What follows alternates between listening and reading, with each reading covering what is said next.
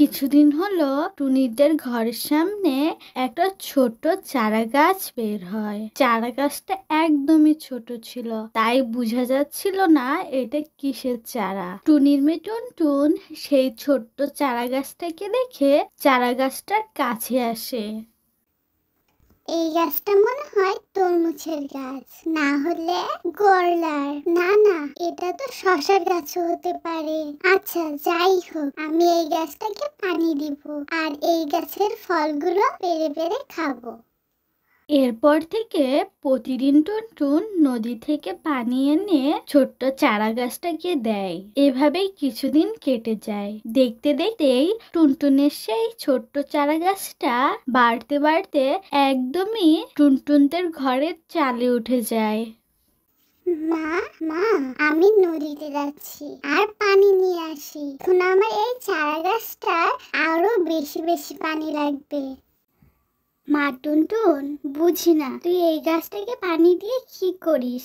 দেখো, এই গাছটা বড় হতে হতে আমাদের ঘরের চাল পর্যন্ত উঠে গেছে। জানি না এই গাছে কোনো ফল ধরবে কিনা। শুধু শুধু তুই তোর সময় নষ্ট করিস। একদিন যখন টুনটুন ঘুম থেকে উঠে তখন সে জানলা দিয়ে দেখতে পায় সেই গাছে একটা ছোট্ট শসা বের হয়েছে।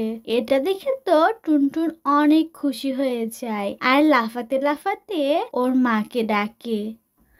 মা মা, ও মা, উঠো, তাড়াতাড়ি উঠো।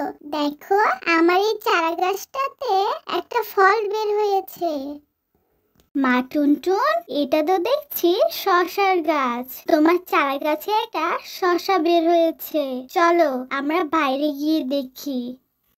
এরপর দুই মা মেয়ে ঘরের বাইরে সেই চারা গাছটার কাছে চলে যায়। টুনটুন, দেখেছিস এই চারা গাছটাতে যত ফুল আছে কিছুদিনের মধ্যেই সফল থেকে ছোট্ট ছোট্ট শসা বেরিয়ে আসবে। এসব বলতে বলতেই সেখানে উড়ে কাকলি চলে আসে। আরে আরে, আমি কখন থেকে খুঁজছি শসা, আর শসা তো দেখছি আমার ঘরের পাশেই আছে। টুনি, আজকে তো কোনো সবজিওয়ালাই আসেনি, তুমি আমাকে এই শসাটা দিয়ে দাও। কালু আজকে খুব শসা খেতে চাইছে।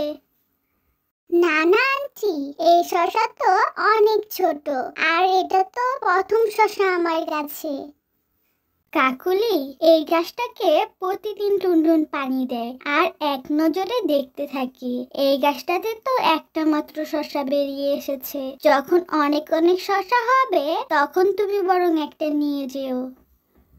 মা গো মা, যেভাবে দুজন মা মেয়ে কথা বলছো যেন শসা নয় সোনার শসা ধরেছে তোমাদের কাছে।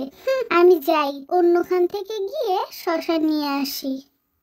কাকুলি অনেক রেগে সেখান থেকে চলে যায়। ছোট্ট শসাটা আস্তে আস্তে রং বদলে গিয়ে সোনালি রং হয়ে যায়। মামা, দেখো, কিছুক্ষণ আগে তো এই শসাটা সবজির মতনই ছিল, কিন্তু এখন সোনালী রং কেন হয়ে গেল? টুনটুন, এটা তো দেখছি সোনার শসা। তার মানে এটা কোনো সাধারণ গাছ না, এটা জাদুর গাছ। এরপর টুনি গাছের সামনে বলে, এটা তো কোনো আপেল গাছ না। সাথে সাথে সেই শসা আপেল হয়ে যায়। তার মানে মা, আমরা যেটাই বলবো এই গাছের শসা সেটাই হয়ে যাবে। এসব দেখে তো দুই মা মেয়ে অনেক খুশি হয়। আমার না খুব খিদে পেয়েছে, চলো না এই আপেলটা পেড়ে আমরা দুজন খেয়ে নেই। এরপর দুই মা মেয়ে সেই আপেলটা পেড়ে খেয়ে নেয়।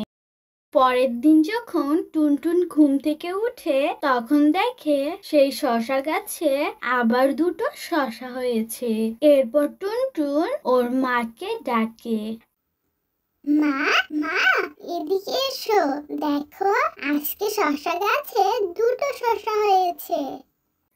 টুনটুনের ডাকে টুনিও সেখানে চলে আসে। টুনটুন মা, চল একটা শসা আমরা খাই আর একটা শসা সোনার শসা বানিয়ে নিব। এরপর টুনিয়াটা শশা ছিঁড়ে আর দুই মামে একটা শশা খেয়ে পেট ভরে যায়। এরপর টুনি আবার শশার গাছের কাছে গিয়ে বলে, এটা তো কোনো সোনার শশা গাছ না। সাথে সাথে সেই সবজি শশাটা সোনার শশা হয়ে যায়। মা টুনটুন, তোর জন্য আজকে আমাদের ভাগ্যই বদলে গেল। এখন তো আমরা অনেক ধনী পাখি হয়ে যাব। এরপর দুই মামি মিলে সোনার দোকানে যায় আর সেই সোনার শসাটা বিক্রি করে অনেক অনেক টাকা নিয়ে আসে। একদিন কান্না করতে করতে টিয়া টুনির কাছে আসে। টুনি, টুনি বোন, আমাকে সাহায্য করো। আমার কোনো খাবার জিনিসও নেই, আবার একটা ঘরও নেই। টিয়া, তুমি একদম চিন্তা করিও না, আমি এক্ষুনি তোমাকে একটা সোনার শসা দিচ্ছি। এই সোনার শসাটাকে বিক্রি করে তুমি সারা জীবন সুখে শান্তিতে কাটাতে পারবে। এরপর টুনি একটা সোনার শসা টিয়াকে দিয়ে দেয়। টিয়া তো সোনার শসা পেয়ে অনেক খুশি হয়ে যায় আর সেই সোনার শসাটাকে নিয়ে সেখান থেকে চলে যায়। টুনি কিছুদিনের মধ্যে একটা নতুন বাড়ি বানিয়ে ফেলে আর বিপদে পড়া সব পাখিদের সাহায্য করতে থাকে। টুনি, তোমার হাতে এমন কি রাজার খাজানা এসে পড়েছে যে তুমি সবাইকে সাহায্য করে বেড়াচ্ছ আর একটা বড় বাড়িও দিয়ে ফেলেছো। আন্টি, আন্টি, আমাদের কাছে কি আছে? আমাদের কাছে তো শুধু এই ছোট শসার চারা গাছটি আছে। এটা কি সোনার চারা গাছ? এটা বলার সাথে সাথেই টুনটুনির সেই ছোট্ট চারা গাছের শসাগুলো সোনা শসাতে পরিণত হয়ে যায়।